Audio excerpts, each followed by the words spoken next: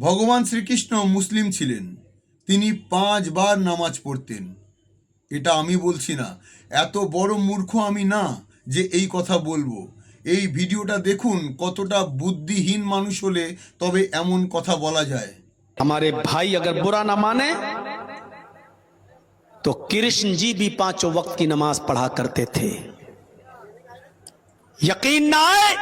আরে ইমাম সাহেব, আপনি যে ধর্মের লোক সেই ধর্মের প্রচার করুন না। কেন সনাতন ধর্মের মতো মহান ধর্ম নিয়ে কথা বলতে আসেন? সনাতন ধর্ম নিয়ে কথা বলার মতো যোগ্যতা কি আপনার আছে? ক্যামেরার সামনে মুখ খোলার আগে যদি ইতিহাসের একটা বই একবার পড়ে নিতেন, তাহলে ভালোভাবেই বুঝতে পারতেন শ্রীকৃষ্ণ কে ছিলেন আর সনাতন ধর্ম কি। আপনি আমাদের ভগবান, আমাদের শ্রীকৃষ্ণের দিকে আঙুল তুলছেন। আপনি বলছেন দাপর যুগের পালনকর্তা, যিনি কুরুক্ষেত্রের মাটিতে দাঁড়িয়ে পুরো পৃথিবীকে গীতার সাত্ত্বিক জ্ঞান দিয়েছিলেন, আপনি বলছেন আমাদের শ্রীকৃষ্ণ মাত্র 1400 বছরের আগে আসা ইসলাম ধর্ম পালন করতেন।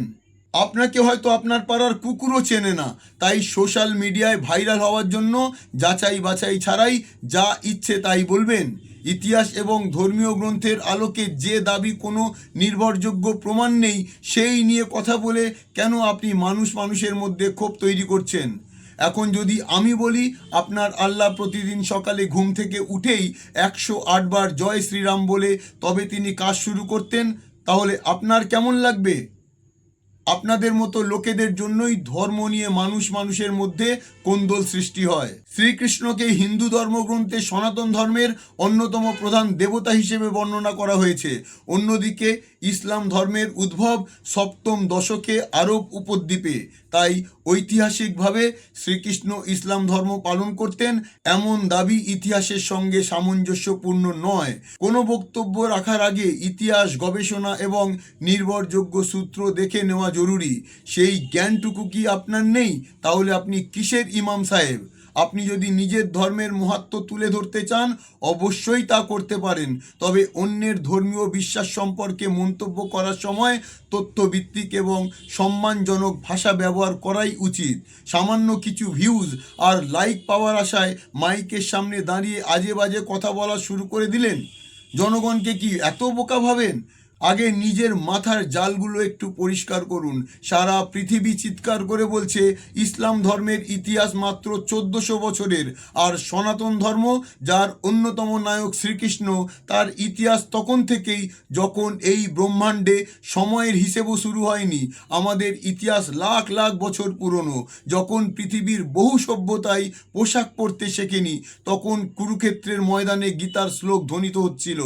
আর আপনি 1400 বছরের পুরনো কাগজের নৌকায় চেপে অনন্তকালের সনাতন সমুদ্র মাপতে বেরিয়েছেন। আপনাদের মতো লোকেদের জন্যই ধর্ম নিয়ে মানুষের মধ্যে কোন্দল সৃষ্টি হয়। আর মাওলানা সাহেব, যদি নিজের ধর্মের প্রশংসা করতে চান তাহলে নিশ্চিন্তে করুন, নিজের ধর্মের ভালো দিকগুলো বলুন, কে আপনাকে আটকেছে? কিন্তু আমাদের ভগবানদের নিয়ে আঙুল তোলা, এই মিথ্যে মন গড়া গল্প বানানো আর এই অসভ্যতা, এগুলো বন্ধ করুন। আপনাদের মতো যত ভুয়ো অধ্যাপক আছেন, কান খুলে শুনে নিন। সনাতন ধর্ম শান্ত, সহনশীল, কিন্তু তার মানে এই নয় যে নিজের ইতিহাস এবং নিজের ভগবানের অপমানের ব্যাপারে সে চুপ করে থাকবে। তাই পরের বার জ্ঞান বিতরণ করার আগে সনাতন ধর্ম সম্পর্কে একটু পড়াশোনা করে নেবেন। তো বন্ধুরা, এমন মাওলানাদের সম্পর্কে আপনার কি মত? নিজের মতামত অবশ্যই কমেন্টে লিখে জানাবেন, আর এই ভিডিও শেয়ার করে দেবেন।